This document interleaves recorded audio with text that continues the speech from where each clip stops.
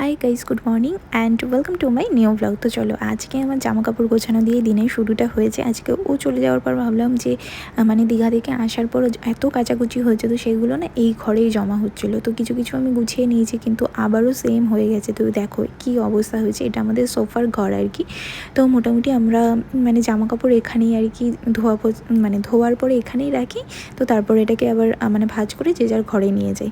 আর এই মিষ্টির এই বড়বউটা দেখে হয়তো চিনতে পারছো, এটা আমার বউ হাতে। তো আমাদের বাড়ি থেকে এটা এই বাড়িতে এসেছিলো। তো এটা এত সুন্দর ছিল যে আমরা কেউই ও বাড়িটা এ বাড়িটা কেউ ভাঙিনি, এভাবেই রয়েছে। তো চলো, মোটামুটি ভাঁজ করে নিয়েছি, যা গোছালো হয়েছিল। এবার এক তুড়িতে আমি দেখো এই জায়গাটা পুরো ফাঁকা করে ফেলেছি। কি ম্যাজিক না? সত্যি জীবনটাও যদি এতই সহজ আর সুন্দর হতো আর একটা ম্যাজিকের মতো হতো, তাহলে কতই না ভালো হতো বলো।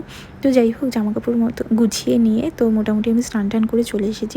এই জামাকাপড়গুলো গোছাতে প্রায় আমার 1 ঘন্টা মতো হয়তো টাইম লেগে গেছে। যত ভাঁজ করছি মনে হচ্ছে আবার বেরিয়ে আসছে। সে আলিবাবার গুহা যেরকম হয় না। আর দেখতেই পাচ্ছ আমার খাটের পাশে আমি রেখে দিয়েছি, এগুলো এখন আলমারিতে ঢোকাতে হবে। তো ভাবলাম স্কিন কেয়ারটা সেরে নিই, তারপরে বাকি কাজগুলো করব। তো স্নান করে আসলেই না আমার ভীষণ খিদে পেয়ে যায়, কিছু না কিছু আমাকে চুটুর বুটুর খেতে হবে। তো ফ্রিজে দেখলাম যে আগের দিনে সেই মা পাপার অ্যানিভার্সারি কেকটা ছিল। তো সেই জন্য এখান থেকে নিয়ে একটুখানি কেক খাচ্ছিলাম। তো তারপর ভাবলাম যে এই জামাগুলো গুছিয়ে নিই। তো তার মাঝখানে আমি গিয়ে আবার লাঞ্চও করে এসেছিলাম, কিন্তু সেটা আর তোমাদের সাথে শেয়ার করা হয়নি। তো আমার মা দেখে ভাববে যে সত্যি মেয়েটা অনেক বড় হয়ে গেছে, কারণ আমি জামাকাপড় গোছাতামই না ওই বাড়িতে থাকতে। মাই সব জামাকাপড় গুছিয়ে দিত। আমি শুধু সকালের বিছানা তোলা আর রাতের বিছানা করা, এই দুটো কাজই বলতে গেলে আমি মন দিয়ে করতাম। বাদবাকি আমি যদি কোথাও বেরোতামও, তো এসে খাটের স্ট্যান্ডের ওপর জামাগুলো খুলে রাখতাম। তো তারপরে মাই কাচাকুচি করে আবার সেগুলোকে ভাঁজ করে নিজের জায়গায় কি আমার যে জামাকাপড়ের জায়গা ছিল সেখানেই রেখে দিত। তো সেখান থেকে আজকে নিজের এত বড় একটা চেঞ্জ নিয়ে সেটা নিজেরও দেখে ভালো লাগছে। সত্যি মেয়েরা বিয়ের পরেই বড় হয়। তখন দেখবে মেয়েরা যতই বিয়ের আগে কাজ করুক না কেন, মায়েরা অতটা কাজ করতেও দেয় না, আর মেয়েরা অতটা করতেও চায় না বাড়িতে। কেন জানি না, এটা হয়তো আমার মধ্যে নাকি সবার মধ্যে কিনা আমি জানি না। তো যাই হোক, দুপুরবেলা না আমরা অনেক হালকা পাতলাই খাবার দাবার খাই, কিন্তু রাতের বেলা আমাদের বেশ ভালো মন্দ খাবার দাবারটা রাতে হয়। তো সেই জন্যই রাত্রিবেলা আজকে আমরা শাশুড়ি বৌমা দুজনেই রান্না করছি। তো আজকে আমাদের প্ল্যানে ছিল হচ্ছে ফ্রাইড রাইস আর চিলি চিকেন করা হবে। মা ফ্রাইড রাইসটা করবে আর আমাকে বলেছিল তুমি চিলি চিকেনটা করে নিও। কিন্তু তার ছেলে এসে বলে যে না, চিলি চিকেন খাবো না, তুমি একবার চিকেন কষাটাই করে নাও, এই গরমে আর চিলি চিকেন খেতে ভালো লাগছে না। তো সেইভাবেই জোগাড়যন্ত্র করা হচ্ছে। আর যেহেতু চিকেনটা আগেই ম্যারিনেট করে রাখা ছিল আর কি, ভাগ্যিস কর্নফ্লাওয়ারটাও কিছু দেওয়া হয়নি, ভিনিগারে ভেজানো ছিল। তো সেই হিসেবে চিকেনটা ওইভাবেই ছিল। তো তারপর মোটামুটি সব কিছু কাটাকুটি করে নিয়ে যেমন হয় আর কি, গোটা গরম মশলা ফোড়ন দিয়ে, তো তার আগে আলুটাকেও ভেজে নিয়েছি। তারপর মশলা, যে বাটা মশলাগুলো ছিল, পেঁয়াজ, আদা, রসুন, কাঁচা লঙ্কা সমস্ত কিছু পেস্ট করে নিয়ে তার মধ্যে টমেটোটাও পেস্ট করে দিয়েছি। আমার মনে হয় কি, রান্নাতে আমি পেস্ট করে দিলে না টমেটোর রান্নাটা একটু ভালো হয়। টমেটো যদি পেস্ট করে দেওয়া হয়, তারপর যা যা গুঁড়ো মশলাগুলো ছিল সেগুলোও দিয়ে দিলাম, হলুদ, নুন, তারপরে যে জিরের গুঁড়ো, লঙ্কার গুঁড়ো, হলুদ গুঁড়ো, ধনে গুঁড়ো, এই সমস্ত জিনিসগুলো সবটাই অ্যাড করে দিয়েছি। তারপর মশলাটাকে ভালো করে কষিয়ে নিচ্ছে এখন। তো আমার মনে হয় কি, মাংসটা মশলা যত কষানো ভালো হয় তত মনে হয় মাংসটাও আরও ভালো হয়।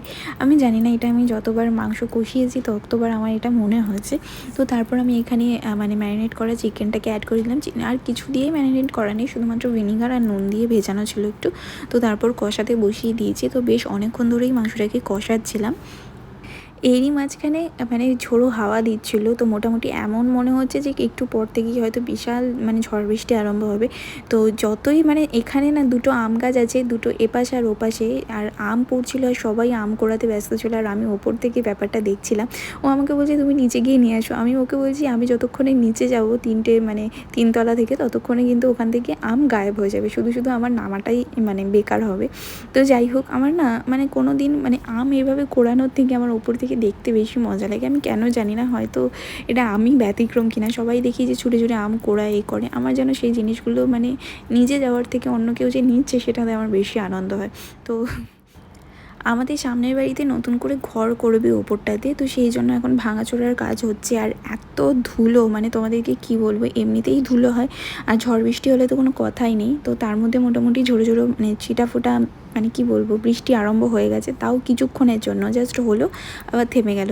তো আমি তোমাদেরকে এই আম গাছ দুটো দেখাচ্ছিলাম, ওপাশে একটা এপাশে একটা। আর সত্যি কথা বলতে একটু হাওয়া দিলেই না ঝপঝপ করে আম পড়ছিলো, আর সবাই মানে হাঁ করে রয়েছে যে কখন একটা আম পড়বে।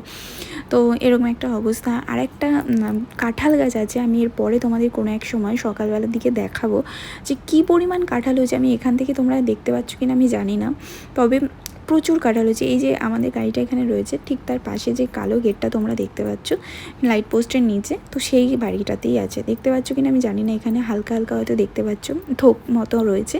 তো ওখানে প্রায় 4-5টা মতো আছে, আর পুরো গোটা গাছ জুড়ে হয়তো গোটা 10-12টা তো হবেই, এতগুলো কাঁঠাল।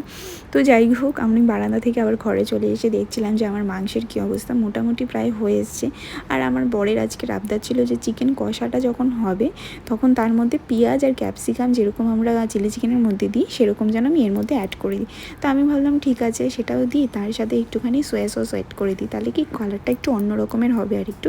তো সেই জন্য আমি সেরকমভাবে করছিলাম। তো মাংসটা বেশ খানিকক্ষণ ধরে কষাচ্ছিলাম যাতে একদম নরম হয়ে যায়। আর আমি যখনই মাংস রান্না করি না কেন আমি অনেকক্ষণ ধরে কষাই। আর আমার বর ঠিক তার উল্টোটা, মানে ও যত কম সময় হয় কষিয়ে নেয়। আর ওদিকে পাপার চা হচ্ছিলো, কারণ পাপা ঘরে আসলেই চা তার ম্যান্ডেটারি। তো তারপর একটু কষিয়ে নিয়ে ভালো করে তার মধ্যে জল দিয়ে দিয়েছি। এবার এটা একটু ফুটে উঠলেই গরম মশলা দিয়ে নামিয়ে নেবো, ব্যাস আমার মাংস রেডি। আমি রান্না করতে করতে মায়ের যা কাজকর্ম ছিল সেগুলো সেরে নিয়েছে, মানে রাতের বিছানা টিছানা করা। আর মায়ের অনেকটা বিছানা করতে হয়, কারণ গুবলি নিচে শোয়ে বলে কার্পেট টার্পেট বিছিয়ে অনেকটা সময় লাগে। তো যাই হোক, তো তারপর আমার রান্না হয়ে যাওয়ার পর মা এবার এখানে ফ্রাইড রাইসটা করতে এসছে। তো ফ্রাইড রাইস করতে কীভাবে হয় সেটা তো তোমরা সবাই জানো, এটা আলাদা করে আর দেখানোর কিছু নেই।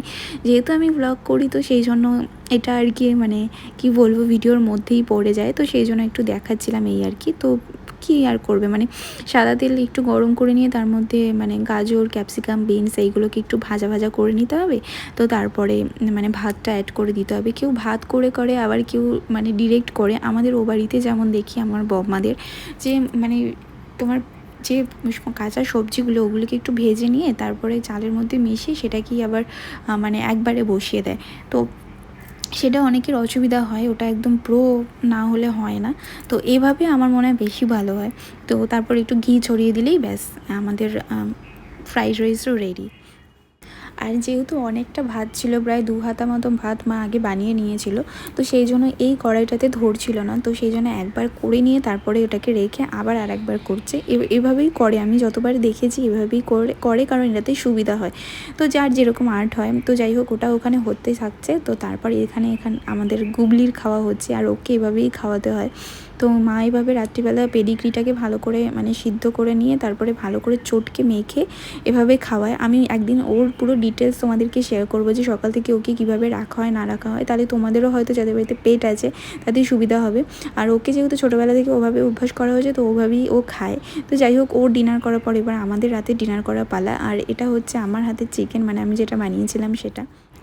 দেখতে কেমন লাগছে সেটা অবশ্যই বলো, আমাদের তো খেতে খুব একটা খারাপ লাগেনি। তো যাই হোক, তো এটা হচ্ছে মায়ের হাতের ফ্রাইড রাইস। আর মা এটা মানে বরাবরই ভালো বানায়। আর যেটা ভালো হয় আমি সবসময় বলি যে হ্যাঁ, এই জিনিসগুলো মানে হয় না, এক একজনের হাতের এক একটা স্পেশালিটি জিনিস থাকে।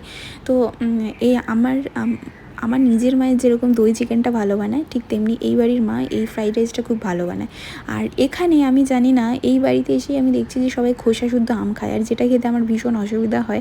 আমাদের ও বাড়িতে কিন্তু সবসময় খোসা ছাড়িয়েই খাওয়ায়। কার কার বাড়িতে এরকম খোসা শুদ্ধ আম খাওয়া হয় আমাকে একটু কমেন্ট করে জানিও তো। তো চলো, আজকে আমাদের রাতের এই ডিনারের সাথে সাথে এখানেই এই ব্লগটা এন্ড করছি। দেখা হবে নতুন আরেকটা ভিডিওর সাথে। ততক্ষণের জন্য সবাই খুব ভালো থেকো, বাই।